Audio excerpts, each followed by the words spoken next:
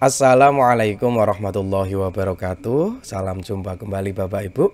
Setelah menonton video ini, harapan kami kita semua nanti bisa memiliki gambaran secara sederhana tetapi lengkap tentang proyek penguatan profil pelajar Pancasila yang biasa kita singkat sebagai P5. Untuk itu kita mulai saja. Bismillahirrahmanirrahim.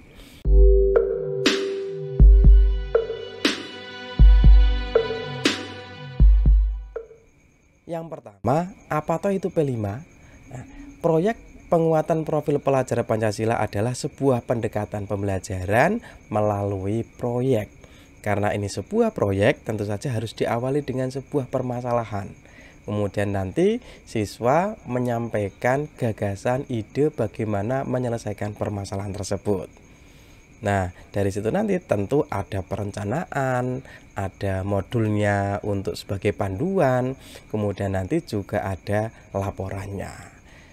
Nah, yang kedua, sasaran utamanya adalah mencapai dimensi dari profil pelajar Pancasila. Artinya apa? Meskipun nanti P5 itu dilakukan secara kolaboratif antar beberapa mapel, tetapi masing-masing mapel tidak perlu memaksakan untuk memasukkan CP-nya. Misalkan kita mengajar matematika, tidak perlu bingung nanti materi apa ya yang saya masukkan di dalam P5 itu.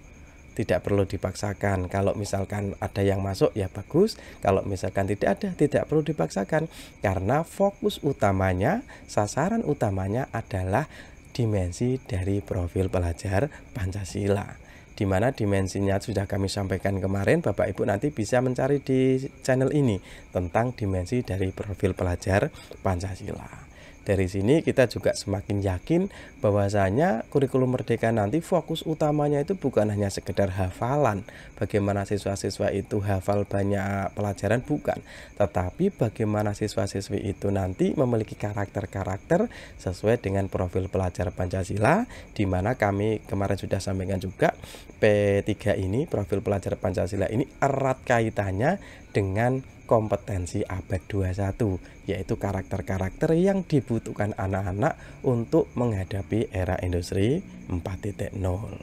Kemudian nanti cara belajarnya adalah peserta didik secara berkelompok akan belajar menelaah tema-tema tertentu. Temanya apa? Nanti akan kita bahas di slide berikutnya. Kemudian yang kedua, P5 ini nanti kegiatannya adalah berupa kokurikuler. Sebagaimana yang kita ketahui bahwasanya di kurikulum Merdeka ini pembelajaran nanti ada 3 macam. Yang pertama adalah intrakurikuler, yang kedua adalah kokurikuler, dan yang ketiga adalah ekstrakurikuler. Intrakurikuler adalah kegiatan klasikal di kelas seperti biasa kita mengajar di kelas-kelas. Kemudian kegiatan kokurikuler adalah kegiatan yang menguatkan kegiatan intrakurikuler. Dalam hal ini di kurikulum Merdeka nanti salah satunya adalah berupa proyek penguatan profil pelajar Pancasila. Karena ini berupa kokurikuler, tentu saja waktunya terpisah, tidak ada hubungannya dengan pembelajaran intrakurikuler. Alokasi waktunya nanti terpisah, sekitar 20 atau 30% setiap mata pelajaran di intrakurikuler dialokasikan untuk P5. Contohnya misalkan matematika yang semula ada 5 jam, maka sekitar 2 jam itu nanti untuk kokurikuler. Jadi waktunya nanti tentu saja matematika akan berkurang menjadi 3 jam.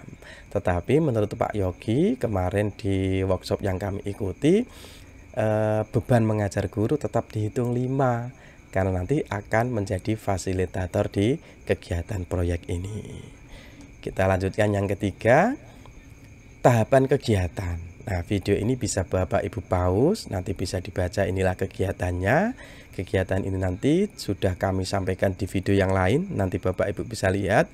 Dan nanti juga kami rencana akan buat lagi untuk yang update, karena kami sesuaikan dengan pengalaman setelah 1 semester melaksanakan ini. Yang jelas nanti itu ada timnya, tim fasilitator yang diketahui oleh seorang koordinator. Kemudian nanti ada modulnya sudah ada contohnya banyak sekali. Kemudian nanti juga ada penilaiannya. Dan yang terakhir tentu nanti ada rapot proyek di akhir tahun. P5 ini kan bisa dilakukan 2-3 kali dalam 1 tahun, tapi rapotnya hanya diberikan di akhir tahun. Kita lanjutkan Bapak Ibu. Yang terlibat siapa saja? Nah, P5 ini nanti dilaksanakan secara kolaboratif antar pelajaran. Berarti setiap pelajaran sebagaimana yang kami sampaikan tadi dialokasikan sekitar 20-30% untuk kegiatan proyek. Nah, dari masing-masing alokasi waktu tadi nanti dikumpulkan, dibuat untuk kegiatan P5 ini nanti. Sekali lagi, tujuan utamanya adalah penguatan profil pelajar Pancasila, bukan capaian pembelajaran yang ada di mapel. Terus nanti kemudian guru yang terlibat bukan lagi berfungsi sebagai guru mapel, tetapi menjadi fasilitator dan pendamping proyek. Nanti akan diatur oleh seorang koordinator. Selanjutnya, kapan pelaksanaannya? Ada 3 pilihan Bapak Ibu. Yang pertama, bisa setiap hari. 1 jam terakhir ya, setiap hari itu nanti dikhususkan untuk pembelajaran proyek Pancasila. Karena proyek pelajar Pancasila ini butuh waktu yang cukup lama. Berarti nanti bisa jadi Bapak Ibu memilih setiap harinya di jam terakhir nanti untuk kegiatan proyek. Atau bisa jadi setiap minggu kita menentukan 1 hari dalam 1 minggu itu khusus untuk proyek. Misalkan setiap Sabtu berarti tidak ada intrakurikuler, tapi setiap Sabtu full untuk kegiatan P5 ini. Atau yang ketiga secara pemadatan, yaitu mengumpulkan dan memadatkan pelaksanaan satu tema dalam periode waktu tertentu, misalkan 2 minggu sampai 1 bulan. Nanti koordinator fasilitator menentukan yang paling enak yang mana, nanti tergantung Bapak Ibu yang menentukan. Kemudian selanjutnya, berapa kali toh proyek ini dilaksanakan? Nah, ini ada tabelnya Bapak Ibu bisa lihat dalam 1 tahun ajaran pelajaran. Kalau di PAUD itu bisa 1-2 tema. Kalau di SD 2-3, di SMP SMA itu 3-4. Kemudian nanti khusus di SMK ada 1 tema wajib, yaitu kebekerjaan. Tapi sekali lagi Bapak Ibu, kalau kita baca di panduan tahapan kurikulum merdeka, untuk pertama kali tidak harus sesuai ini Bapak Ibu, sesuai kemampuan sekolah kita masing-masing. Mau 1 kali juga boleh, mau 2 kali juga boleh. Tapi nanti pada akhirnya setelah kita sudah ahli, setelah mahir, maka kita harus sesuai dengan ketentuan pemerintah ini. Kita lanjutkan Bapak Ibu. Nah, tadi kan kita berbicara tentang tema. Kalau di PAUD itu temanya ada 4. Aku sayang bumi, aku cinta Indonesia, kita semua bersaudara, dan imajinasi kreativitas. Kemudian untuk di SD, SMP, SMA, SMK ini ada 7 tema. Ini Bapak Ibu bisa lihat sendiri. Khusus di SMK nanti ada tema wajib, yaitu kebekerjaan. Mungkin cukup sekian ya Bapak Ibu. Semoga kita punya gambaran tentang P5 ini.